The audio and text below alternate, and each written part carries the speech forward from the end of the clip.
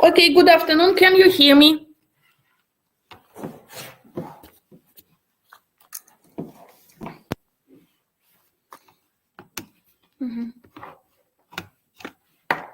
Okay, fine. So let's start.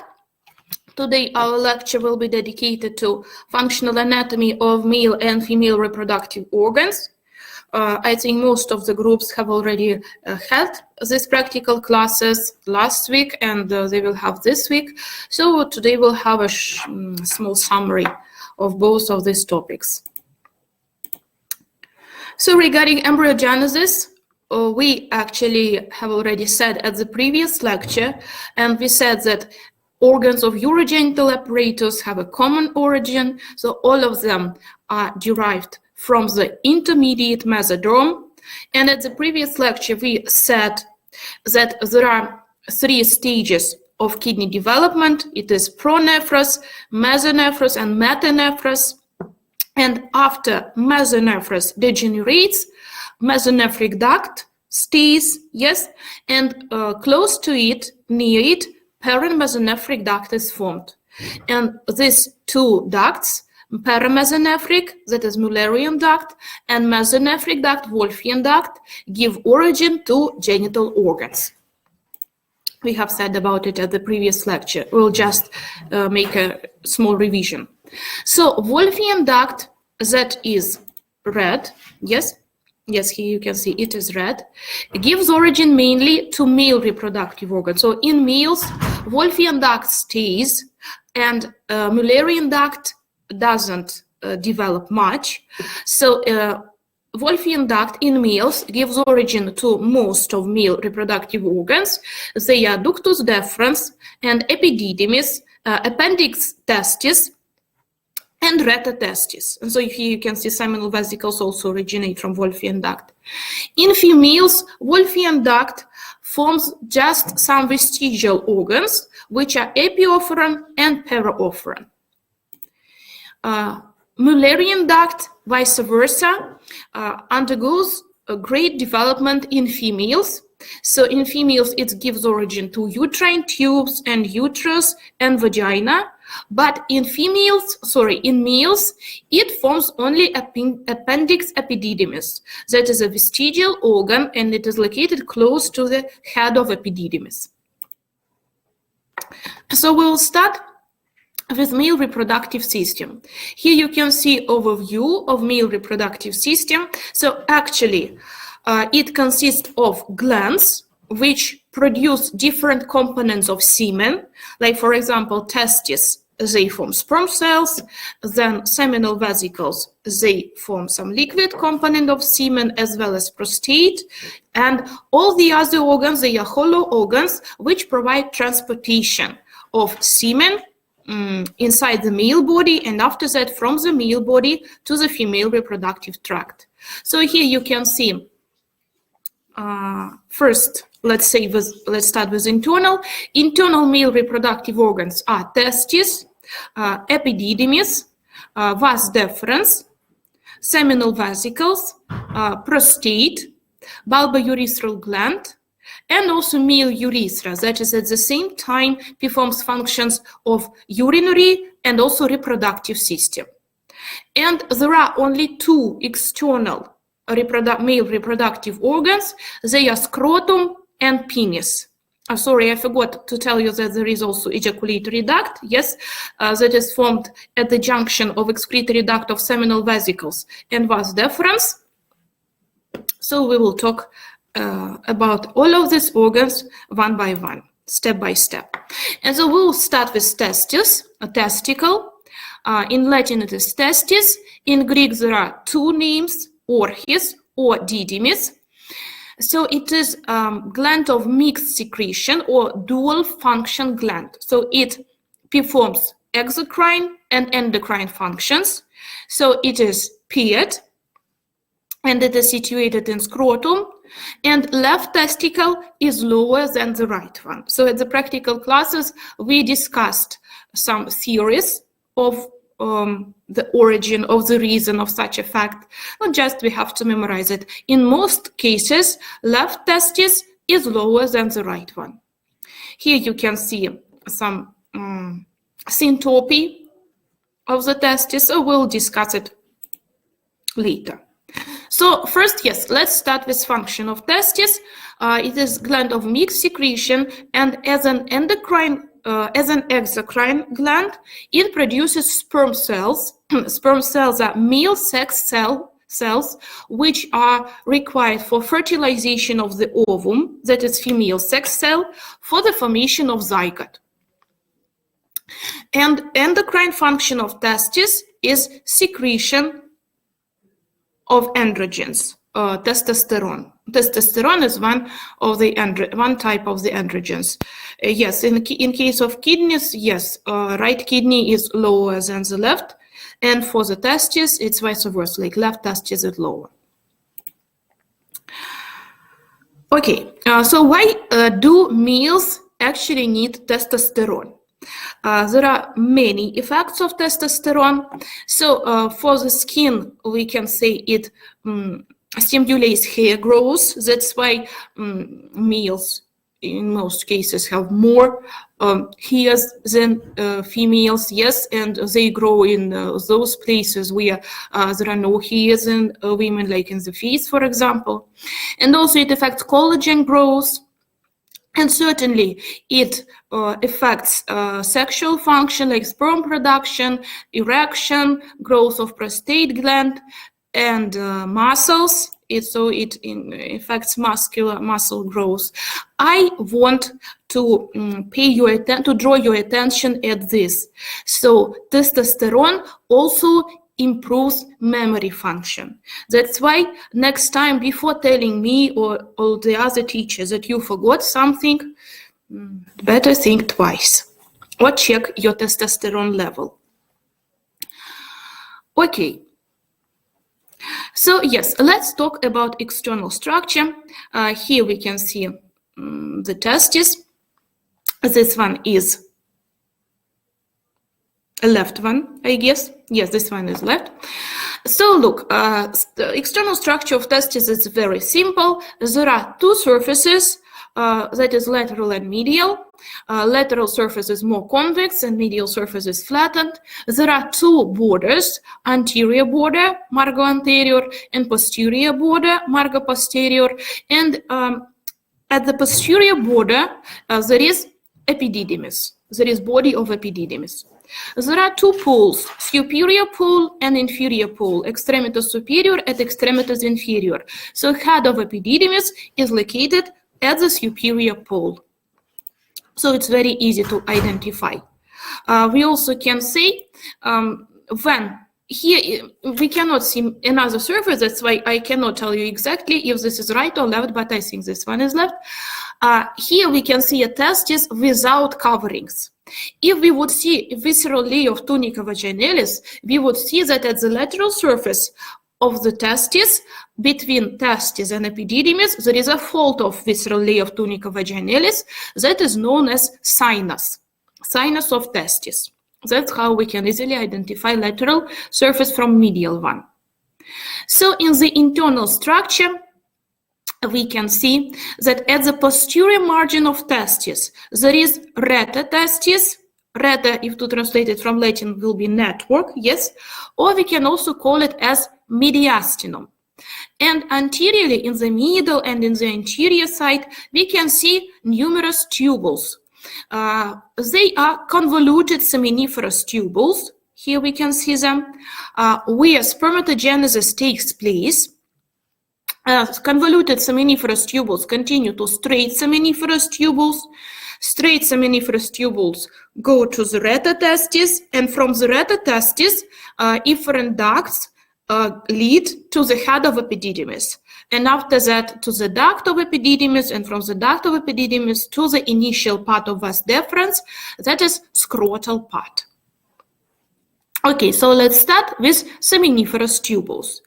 So if we uncoil them, like you see that they are coiled and they are very much concentrated. If we uncoil all the convoluted seminiferous tubules in each testis, in one testis, yes, their total length will be about 540 meters. but they are very small. The diameter is 150 to 250 microns. So they are lined by multi-layered epithelium, special type of epithelium, spermatogenous, with most mature cells towards lumen. So here you can see it. Yes, this is a section, transverse section through the convoluted seminiferous tubule. And here we can see many layers, so multi-layered epithelium, yes. And at the basement membrane, at the most peripheral part, at the basement membrane, there are stem cells, like spermatogonia. Yes, they are immature. And somewhere in the middle, there are intermediate stages of sperm formation. And the closer to the lumen, the more mature sperm cells are located. So in the lumen, we can see spermatozoa. They are not completely mature, but they can be separated from this epithelium and be delivered to the epididymis, which will perform functions of maturation. So there are several cells, several types of cells around convoluted seminiferous tubules. There are Sertoli cells, Sertoli. They are inside, but they are between spermatogonia, yes. They comprise 7% of all tubular cells, and they produce anti-Mullerian hormone, which causes regression of Mullerian duct structures during embryogenesis. So we said that in males, Wolffian duct develops better, but to stimulate development of Wolffian duct, anti-Mullerian hormone should be produced and cause degeneration, regression of Mullerian duct. There are also Leydig cells or interstitial cells. Here we can see them. They are single or in clusters, and they produce testosterone. So we see that from outside, at each testis is covered by tunica albuginea. This is connective tissue capsule, yes. And from this tunic, inside the parenchyma of testis, septs enter, and this sept, they divide middle and anterior parts of the testis into the lobules, testicular lobules. Each lobule contains seminiferous tubule and also the Sertoli and Leydig cells. In one testis, there are from 250 to 350 lobules. We have discussed it at our practical classes that during embryogenesis, testes are developed at the level of TH10 to TH12. But from the second month of embryonic development, testes begin to descend. And we said, why we need this? Yes, because temperature inside the abdominal cavity isn't suitable for spermatogenesis.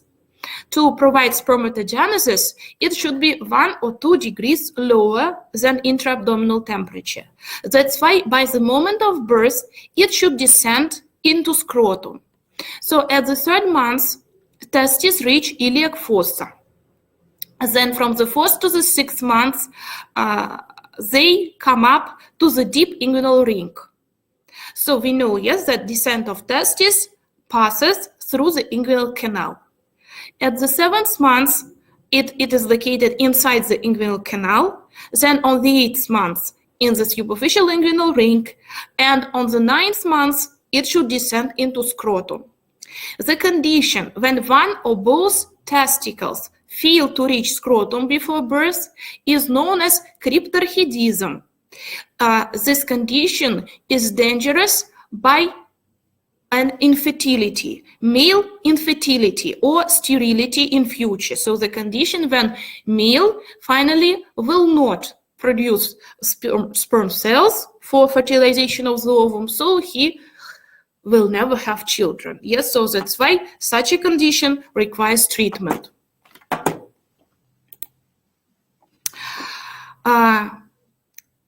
While testis descends through inguinal canal, it takes with itself, it like pulls with itself all the layers of abdominal wall. And that's why we have to know coverings of testis. They are 7, and they each of these layers is derived from a layer of anterior abdominal wall. Here I have to tell you that there are some differences in Russian books, which we usually use to study, and Indian books. So you can use any variety, any option, but you have to know from where you took it. So according to our textbooks, which we use to study, there is a skin. Certainly skin is always a skin. And then there is subcutaneous fatty tissue that gives origin to tunica dartas, the covering of testes. So we said that scrotum, like skin of scrotum, has very many wrinkles, and it is due to the fact that there is no subcutaneous fatty tissue under the skin. There is just dartos fascia, but dartos fascia it is derived from subcutaneous tissue of anterior abdominal wall. Then superficial fascia of the abdomen gives origin to external spermatic fascia. Here you can see it. Then internal oblique and transverse abdominis muscle form cremasteric muscle and fascia. So cremasteric muscle is responsible for pulling testes upward. During its contraction, testes is pulled upward. So external oblique abdominis muscle, I think diagram is a little bit wrong, but external oblique abdominis muscle forms inguinal ligament. That's why it does not form any coverings of testes. Then transverse fascia forms internal spermatic fascia, and then tunica vaginalis that is derived from the peritoneum. Tunica vaginalis is derived from the peritoneum. It consists of two layers: visceral layer that is closer to the testes, and parietal layer that is further from the testes. So this communication between peritoneal cavity and serous cavity around the testes, it should close by the moment of birth. It should get closed by the moment of birth. If still there is a communication, then it is a good condition for formation of inguinal hernia. We will discuss it later when we study topographic anatomy, for example, these facts about hernia. So these are coverings of testes according to Russian textbooks. In Indian textbooks, there are some different opinions. So again, there is a skin. Again, there is subcutaneous fatty tissue that gives origin to dartos fascia. Then external oblique abdominis muscle forms external spermatic fascia. Internal oblique abdominis muscle forms cremasteric muscle and fascia. And transverse abdominis muscle does not continue to the scrotum. And transverse fascia forms again internal spermatic fascia, and peritoneum forms tunica vaginalis. So just we should know these differences and consider them. Okay, so epididymis. Epididymis is another organ of male reproductive system, also internal. It is hollow organ, and it contains duct of epididymis, convoluted tube of smooth muscle at the posterior border of testis. Here we can see that at the head of epididymis, there are some vestigial organs which are appendices of epididymis and appendix of testis. They are remnants of mesonephric or Mullerian duct. Yes, both Wolffian and Mullerian ducts correspondingly. So they are vestigial organs. They do not perform any function. Just we have to remember that they are present there, not to confuse them with any kind of tumors, for example. So the functions of epididymis are several. It's storage of sperm cells, maturation of sperm cells, and certainly transport of sperm cells. So before sperm cells are required in the male urethra, so before the sexual intercourse, sperm cells are stored here, and only after they are required, their movement starts. Yes. So we said that sperm cells, which are formed in seminiferous convoluted tubules, they are not absolutely mature. That's why here they receive their special membrane, glycocalyx, and here acrosome is formed, a special part at the head of sperm cells that can dissolve membrane of the ovum. So here, sperm cells undergo complete maturation. And certainly, as it is hollow organ, the third function, it is transport of sperm cells. So mucosa here in the epididymis is lined with pseudostratified cylindrical ciliated epithelium. And also sperm cells are not absolutely mobile here, so that's why they need this cilia, yes, to increase mobility, to accomplish the movement of sperm cells, to contribute to the mobility. Okay, so in this picture, you can see which pathway do sperm cells pass through the whole male reproductive tract. So it is formed in seminiferous convoluted tubules of testes. Then they go to the mediastinum, and from the mediastinum to the head of epididymis, and through the duct of epididymis, it goes to the vas deferens. Vas deferens is a very long hollow organ, which we will discuss very soon. So its main function is to transport sperm cells from outside, from the scrotum, inside to the ejaculatory duct. Then excretory duct of seminal vesicles and vas deferens joins and they form ejaculatory duct, and from ejaculatory duct sperm cells get into the male urethra, and from the male urethra they go to female reproductive tract. Okay, vas deferens. Vas deferens is here again, we can see. In Latin it is ductus deferens.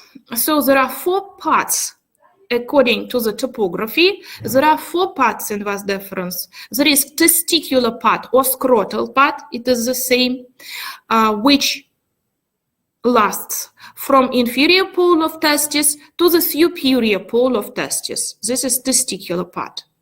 Then the second part is funicular part, that starts from the superior pole of testis and goes to superficial inguinal ring. Superficial inguinal ring. Here you can see it.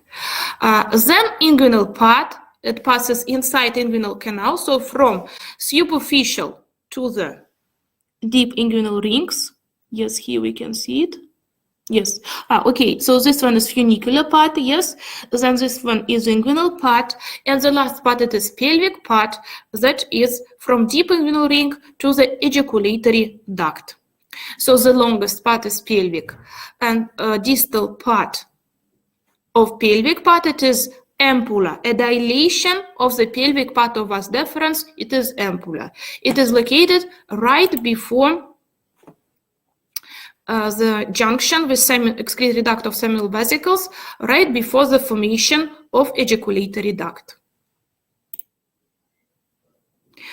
So funicular part, the second part of vas deferens, is named funicula because due to the name spermatic cord, due to the Latin name of spermatic cord, funiculus spermaticus. So it starts from superior pole of testis and it ends in the deep inguinal ring. So that's why, because this part, funicular part of the vas deferens is located inside spermatic cord, it receives such a name. Accessory reproductive glands are those glands which produce a liquid component of semen. So semen, these are sperm cells together with liquid component, yes? And so accessory reproductive glands are seminal vesicles, here we can see them, prostate, and also bulbourethral glands. Now we'll talk about each of them one by one. So seminal vesicles, glandula seminalis, here we can see them, they appeared. It is hollow organ, simple tubular gland, just it looks like parenchymus because there are very many, again, tubules and they are concentrated, like they densely join each other, yes. Seminal vesicles produce 70 to 85% of seminal fluid. And secretion contains high fructose concentrations, which is necessary for nourishment and motility of sperm cells. So here you can see the topography. Yes, no, this is urinary bladder. This is vas deferens. What we forgot to say about the topography of vas deferens, that you can see that at the place of transition of pelvic part of ureter to the intramural part, vas deferens is located medially from it and laterally from the urinary bladder. So this is very important acquisition. We should be aware about it. Remember not to confuse these two organs and not to cause any injury. So here we can see that ampulla of vas deferens is located medially from seminal vesicles, and seminal vesicles themselves are located behind the urinary bladder and in front of the rectum. And so below we can see prostate. Here the topography probably is better, is more clear. So here it is, behind the rectum. Behind there is a rectum, in front there is an urinary bladder, medially ampulla of vas deferens, and so below, distally, it continues to the ejaculatory duct that pierces prostate gland.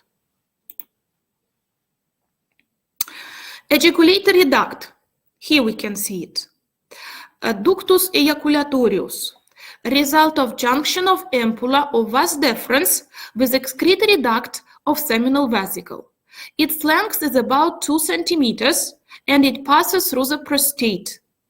It opens into the prostatic part of urethra at the seminal colliculus. So here behind, there is seminal colliculus in the posterior surface of prostatic part of male urethra, and here ejaculatory duct opens. And certainly it's obviously that seminal vesicles are paired, vas deferens are paired, and certainly ejaculatory duct is also paired. It's clear, yes? Yes. Okay, so prostate is the other accessory reproductive gland. Here we can see it. So above there is a urinary bladder, behind there is a rectum, yes, through it, through the prostate, some hollow organs pass, such as prostatic part of male urethra, as well as ejaculatory duct, and so inferiorly it continues to membranous part, and then, male urethra continues to the membranous part, and then to the spongious part that is inside the spongious body of penis. So in Latin it is prostata. What are the functions of prostate? It is a muscular glandular organ. We have said about it at our practical classes. So muscular tissue, together with muscular bundles of fundus of urinary bladder, participates in formation of musculus sphincter uretra internus. These are about muscular fibers. And glandular tissue produces a secretion which dilutes semen and helps in sperm motility. So look what you can see in this diagram, that prostate gland is located very close to anterior wall of the rectum. That's why palpation of the rectum, examination of the rectum is performed by the finger through the rectum. It is known as rectal examination. It is very important screening procedure. What is it screening? It's like diagnostics that should be performed to all the men after 40, yes, 40 plus, because prostatic cancer is very common. So not to skip it, we should check all the males, yes. Okay. Yes, one more thing I wanted to tell you. So here in the prostate, yes, you can see there are two, you know it, there are two lobes, right and left, and the third one, that is middle lobe or isthmus. So middle lobe or isthmus is bounded by ejaculatory ducts from lateral sides and posterior, and prostatic part of male urethra from anterior side. So this part of of prostate gland can be enlarged due to the inflammation of prostate gland, or just due to some benign tumor, like benign hyperplasia. And in this case, this man will suffer from urine retention. So prostatic part of male urethra will be compressed and urine will not be able to leave the urinary bladder. It's very dangerous condition and very painful. So it requires catheterization. We should insert a special tube, catheter, into the male urethra to empty the urinary bladder. Okay, bulbourethral glands, glandula bulbouretrale or Cooper's glands. Here we can see them. So it is also a paired organ that produces viscous liquid which protects mucosa of urethra from irritation by urine. And also it neutralizes acidic pH of urine to protect sperm cells, because sperm cells cannot live in acidic pH, they need alkaline, and that's why this substance that is produced by bulbourethral glands is excreted and so makes a pH inside the male urethra to be alkaline. So excretory duct of bulbourethral gland opens into spongious part of urethra, into the very beginning of spongious part of urethra that is located in the bulb of penis. That's why it is known as bulbourethral glands. External male genital organs, they are penis and scrotum, as we have already said. So functions of penis, they are two: excretion of urine, that's why it is at the same time is an organ of urinary system, yes, and also ejaculation of sperm into female reproductive tract, into female genital veins. And so here you can see it. Okay, yes, so there are several parts. In external structure, we can say there are also several parts. There is the initial part, it is root, radix, yes, it continues to the body of penis, corpus, and after that, corpus ends with glands or head of the penis. Between body of penis and glands, there is a groove, like it is preputial groove, that is covered by special skin fold that is known as foreskin or prepuce. So in internal structure of penis, there are three bodies. One of them is unpaired, that is spongious body, corpus spongiosum, through which spongious part of urethra passes. It is located posteriorly. And anteriorly there are two paired bodies, cavernous body, corpus cavernosum. Here we can see it. What I was trying to explain you at practical classes is that cavernous body has equal diameter at all the parts of the penis, you see? And spongious body has two dilations, like it is dilated in the bulb and it is dilated in the head. So head of the penis, glans penis, is completely formed by spongious body. So here we can see transverse section, yes, yes, through the spongious body, spongious part of male urethra passes, and here in the cavernous bodies there are trabeculae which separate from each other cavernous spaces. These are like special spaces for the venous blood. In a calm condition, there is venous blood there, but it is not so much. And in case of a sexual arousal, venous drainage, yes, wait. Here there is deep dorsal vein of penis, yes, on the anterior surface. Venous drainage gets disturbed, like this vein gets compressed. And then this cavernous spaces of cavernous body of penis, they get filled in with blood. And then the whole penis becomes solid and straight. So this condition is known as erection.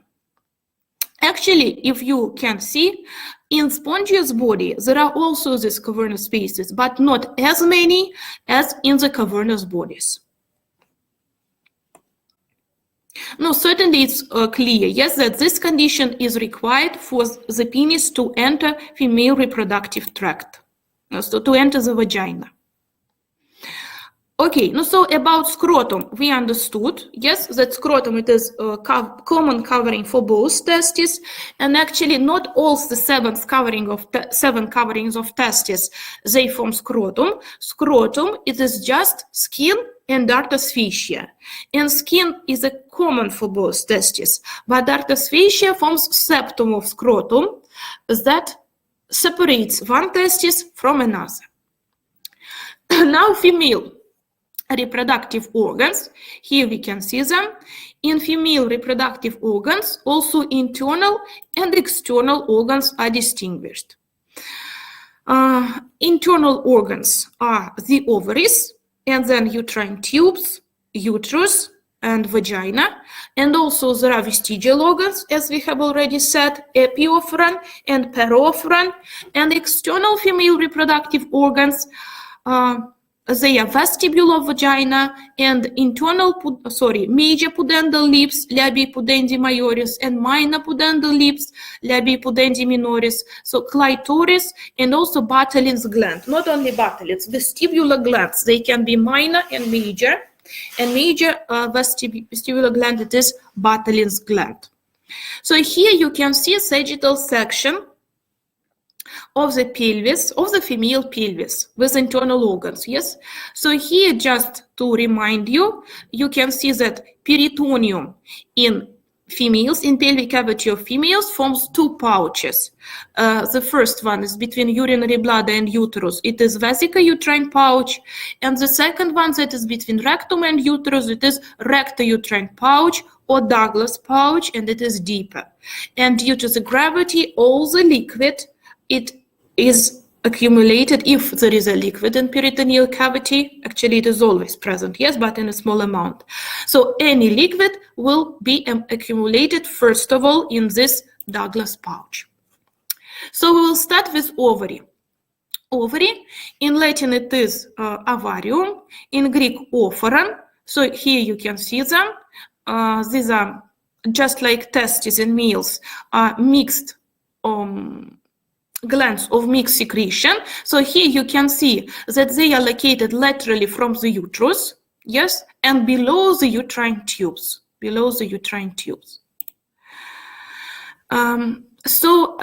exocrine gland, ovaries produce oocytes or ovum, female sex cell, yes, and as endocrine gland, it produces female sex hormones, estrogens and progesterone.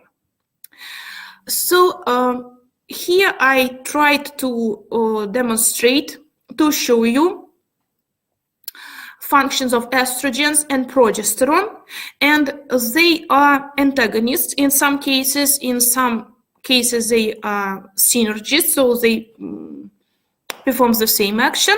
So look, for example, estrogens, they increase body fat, and when progesterone helps to use fat for energy. So estrogen causes depression and headache, and progesterone works as antidepressant, so it improves mood, yes? So estrogen increases blood clotting, and progesterone normalizes blood clotting. And so these are two very different hormones, and that's also one thing that I was trying to explain you at practical classes. Here you can see changes in testosterone level with age. So you can see that it gradually decreases slowly. But it is present, you see, even in very old men, certainly in small amount, but still it is present. And here you can see monthly changes of level of the estrogen and progesterone, both female sex hormones. So you can see how every day actually level of these hormones changes, and it's actually very complicated to deal with it. When one of them causes depression, so your mood is bad, yes, then another one, progesterone, when its level is high, you feel much better, so you feel much happier, and so on. Like today you can decide one thing, and tomorrow you can wake up and decide that what you thought yesterday was absolutely wrong. So that's why it's so difficult actually to be a girl. Yes. Okay. So why did I show you this picture? Because we also have to know menstrual cycle. So menstrual cycle, these are monthly changes in female organism. Yes. So as I also told you at the practical classes, there are some changes in the uterus, and also there are changes in the ovary. And not only, there are also some changes in the brain, of course. So first we will start with an ovary. In the ovary, if we make a section through the ovary parenchyme, we will see that there is cortex and medulla. In the medulla, there are just vessels and nerves, and in the cortex, there are these follicles on different stages of their development. So then when menstrual cycle starts, yes, it starts with periods day, with the bleeding, so desquamation of endometrium happens in the uterus. At those days, developing follicle starts to grow. So actually it's not one follicle, they are about 10. About 10 follicles start to grow, but only one follicle will reach its destination. So only one or rarely two follicles will become completely mature, and then they will ovulate. So, and this, it happens under the influence of hormones of pituitary gland, that is FSH, follicular stimulating hormone. So it grows, and follicles, walls of the follicle, they produce estrogen. And so you see estrogen, yes. A level of estrogen increases by the day of ovulation. Usually ovulation occurs at about 14th day, somewhere in the middle of the menstrual cycle. Normal menstrual cycle lasts from 21 to 35 days. And so this estrogen as a hormone goes into the blood, reaches the endometrium, reaches the uterus, and under the influence of this estrogen, proliferation of the endometrium occurs. So endometrium grows in the uterus. Endometrium, it is the innermost layer of the wall of the uterus. Then in the middle, ovulation takes place. It's because luteinizing hormone in the pituitary gland starts to produce in a huge amount. And so a mature ovum goes out from the follicle. And follicle gets transformed into the corpus luteum. And corpus luteum starts to produce progesterone. So you see in the second part of menstrual cycle, in the second half, progesterone dominates. And it causes secretory phase in the endometrium. So growth of endometrium stops, but inside this endometrium, glands start to be formed. Yes, and this is secretory phase. So if pregnancy comes, if ovum is fertilized by a sperm cell, then corpus luteum continues functioning for a long time during pregnancy. But if pregnancy doesn't occur, then corpus luteum gets transformed into the corpus albicans. No, corpus luteum produces progesterone, and the follicle only produces estrogens. And so then corpus luteum gets transformed into the corpus albicans. Kajal, I understood your question. Why is still present estrogen here? Yes, in the second part. Because I told you, 10 follicles start to grow, but not all of them ovulate. Yes, but they die without ovulation, but slowly. That's why still there is a small level of estrogen even in the second half of menstrual cycle, but not as much as it was in the first half. Yes. And so we will return to the corpus luteum. Corpus luteum degenerates if pregnancy doesn't occur, and it becomes corpus albicans. It is just connective tissue. Corpus albicans does not produce any hormones, and that's why if level of hormones gradually decreases, another desquamation, another menstruation starts, and so the whole this endometrium desquamates and goes out with the blood. What is whose function? What is whose function? I didn't understand you, Kajal. Okay, so that is menstrual cycle. I think you will study it in details in physiology, for example, classes, and certainly in obstetrics, but you have to know basics even now. Okay, so external structure of the ovary, yes, it also has two surfaces, medial surface, yes, that is directed medially, and lateral surface that is directed laterally. There are two borders, free border that is directed inferiorly, and mesovaric border that is directed superiorly, and two ends, tubal end that is directed to the fimbria of uterine tubes, and uterine end that is directed to the lateral margin of the uterus. So just like in testes, yes, two surfaces, two poles, two borders, everything is very simple. Why is mesovarian border named mesovarian?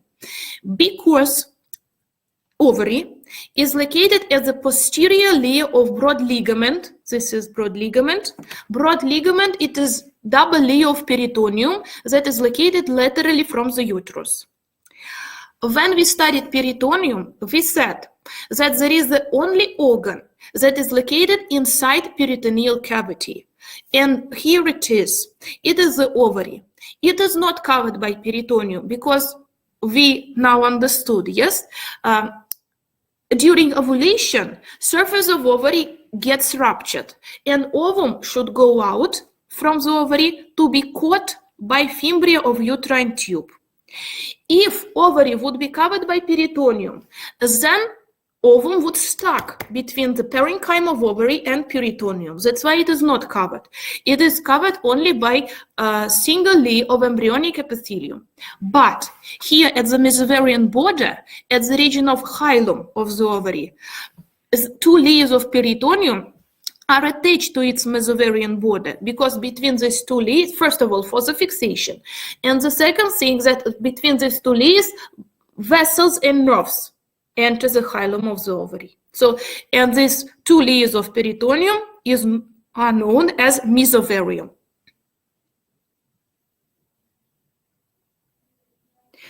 Ovaries are attached to the peritoneum, not to the abdomen, Kajal.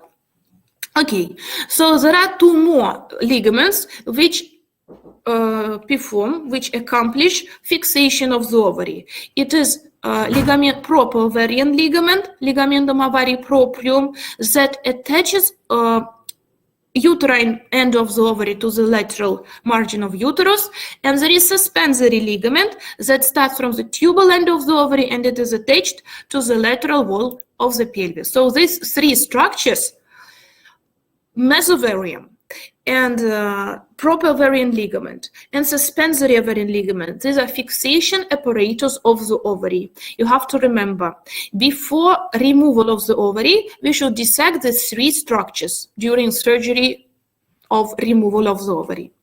Okay, so as I have already told you, ovaries are covered by simple embryonic epithelium, and it is the only organ which is located inside peritoneal cavity. Now I hope you understand why. So internal structure, I also have already told you that there is medulla through which vessels and nerves enter and leave the ovary, and there is cortex. And in the cortex, there are follicles and corpus luteum at different stages of their development. Surface of ovary, what I forgot to tell you, is not smooth.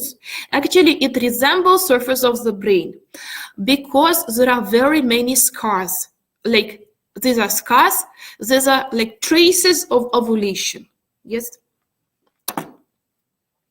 No, like this. Here we can see. After that, there will be a scar here on the surface of the ovary. Okay, uterine tube. In Latin, it is tuba uterina, or in Greek, it is salpinx. So inflammation of uterine tubes is known as salpingitis. Another name of uterine tube is fallopian tube, and it is hollow paired organ. Here we can see it. So the functions are transport of oocytes from the peritoneal cavity into the cavity of the uterus, and also fertilization that usually takes place in ampulla. Ampulla is one of the parts of the uterine tube. Now we will see it. So here they are, parts of uterine tube. One part, like it starts from the uterus, yes? One part, the part that passes through the wall of the uterus is known as interstitial part or intramural part. Then it continues to the isthmus, the narrowest part of the uterine tube. And you know that sometimes when zygote is formed and it, due to different reasons, cannot reach uterine cavity, it can stuck here in the isthmus, and it can cause ectopic pregnancy or extrauterine pregnancy. Here in the uterine tube, embryo cannot grow long because like it enlarges and finally it will blast the uterine tube and there will be a very severe bleeding. So that's why we should diagnose this condition long before this rupture and to remove such pathologically changed uterine tube. Okay, so the second part is isthmus, that is the narrowest. Then there is an ampulla where fertilization usually takes place. And here there is infundibulum.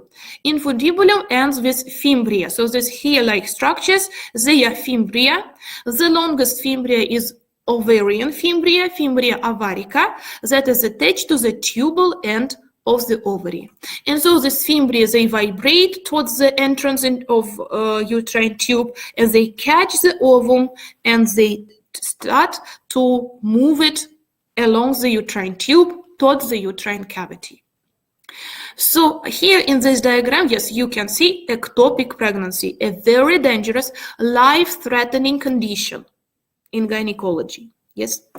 So we know, you studied it at school, that there are some differences between male and female sex cells. One of these differences, it is immobility of female sex cell. If sperm cells, they have tails and they can move easily, yes, then ovum, oocytes, they are immobile, and that's why we need special factors which contribute, which help in the movement.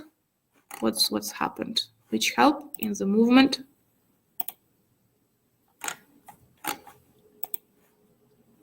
Can you see presentation well?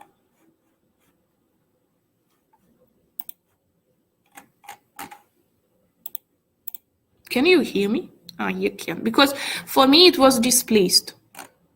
I will try to wait.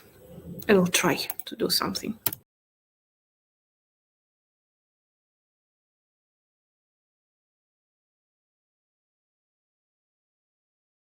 Yeah, I think it's like, okay. So which factors, yes, facilitate transport of oocyte towards the uterine cavity? So first of all, these are fimbria. As I have already told you, they vibrate towards infundibulum. And mucosa is lined with simple ciliated epithelium, and the cilia, they also vibrate towards the uterine cavity. And muscular tunic of the uterine tube provides peristalsis, like in the intestines. Yes, like in the intestines, it moves towards, it pushes ovum or zygote towards the uterine cavity, and also secretions. Also, there are mucous glands here in the wall of uterine tube. They moisturize mucosa, and so they push zygote or ovum forward towards the uterine cavity. So it is unidirectional, yes? So from the infundibulum to the uterine cavity. Because sperm cells are mobile, they can move against this direction, against the vibration of cilia, against the peristalsis. So that's why usually ovum and sperm cells, they meet in the ampulla, and ovum is fertilized by a sperm cell. So uterus.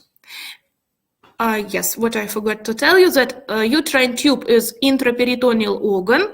It is also located between two layers of broad ligament of the uterus, and there is mesosalpinx here. that here it is mesosalpinx through which vessels pass. These are two layers of peritoneum which fix uterine tube to the broad ligament of the uterus. Okay.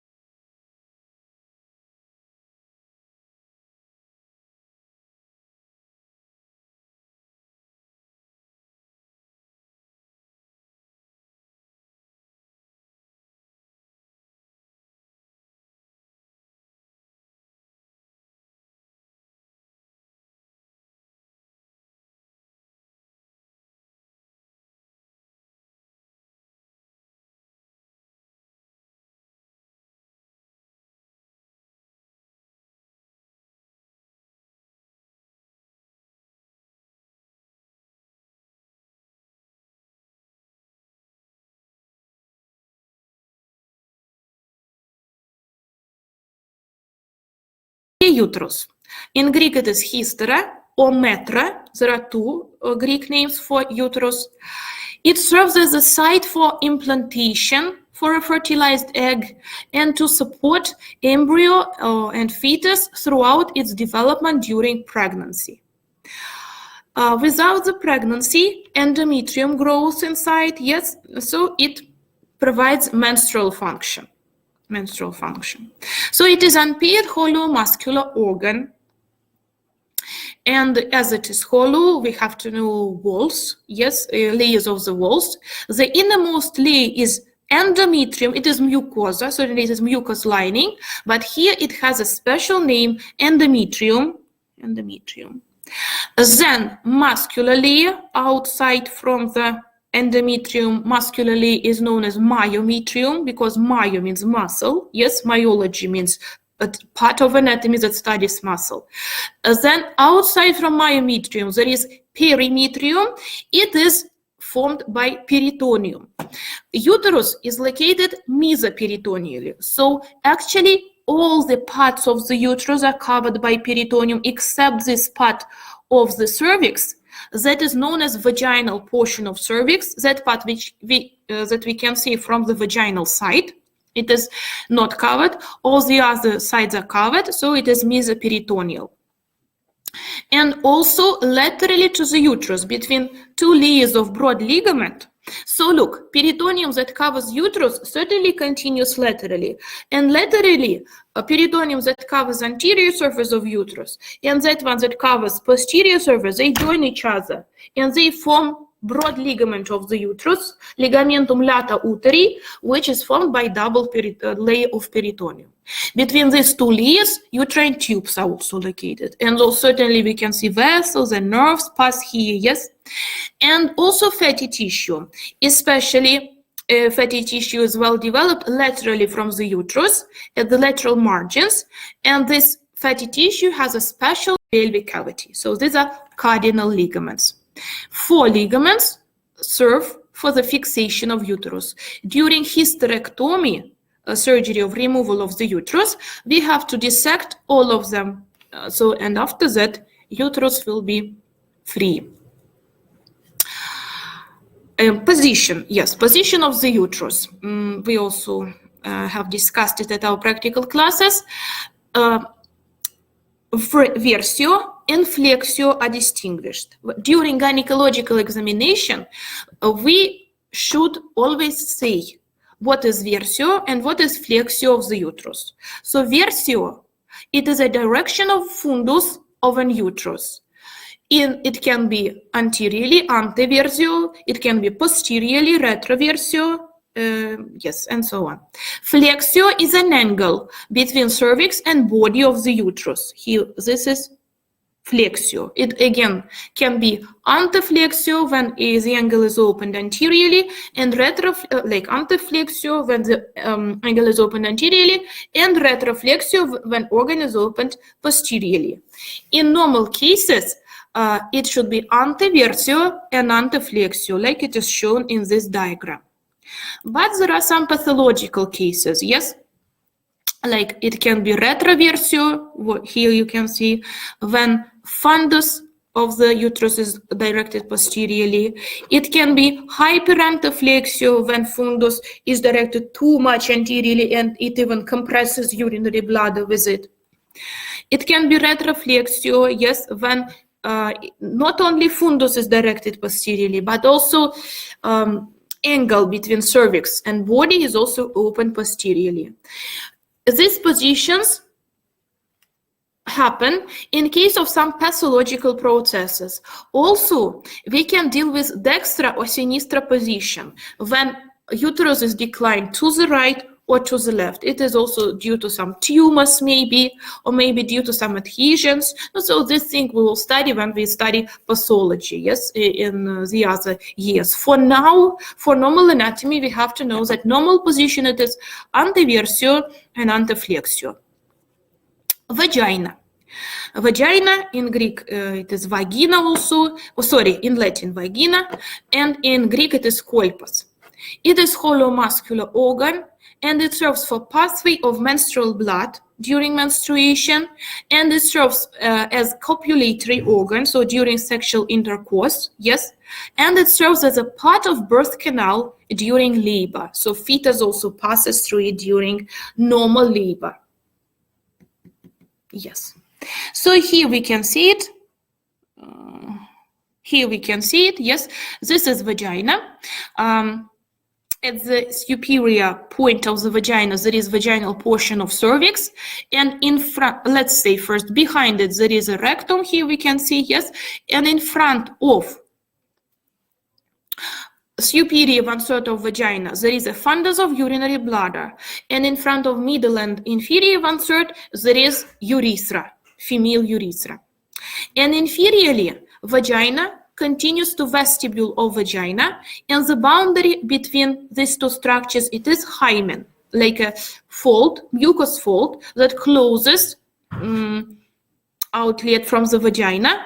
During first sexual intercourse, it gets ruptured, yes, and in women we can see just hymenal caruncles, caruncula hymenalis, like something that is left from the hymen.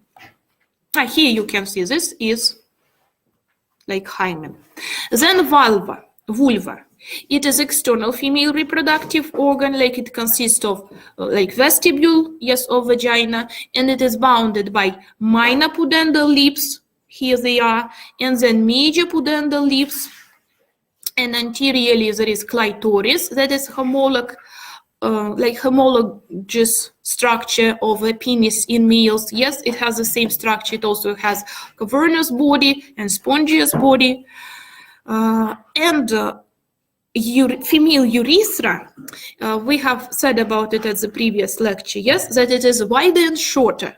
And if in males, male urethra opens at the glans of penis, and so urine goes out to the external environment, then in females, first, it goes here to the vestibule of vagina, and from the vestibule of vagina, it goes to the, after that, to the external environment.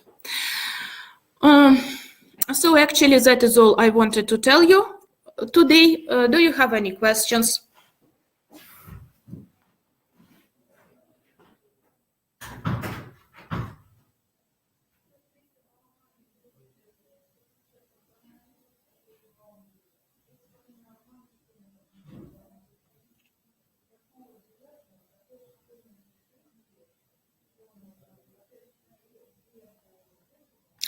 I didn't quite understand your question, Ahmed Salah El Sabahi.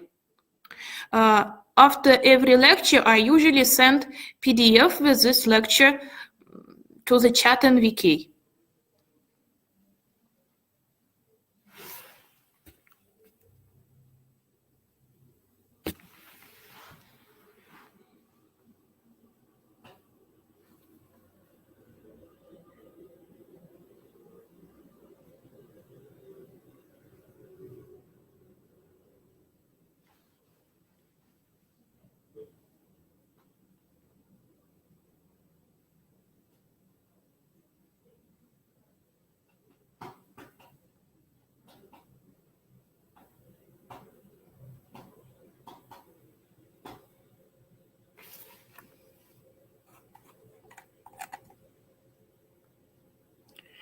Yes, PDF in the VK chat, right.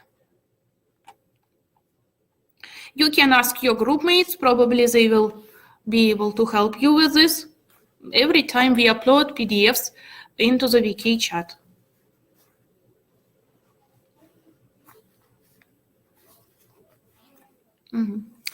Okay, so if you have no more questions, then goodbye. See you next time.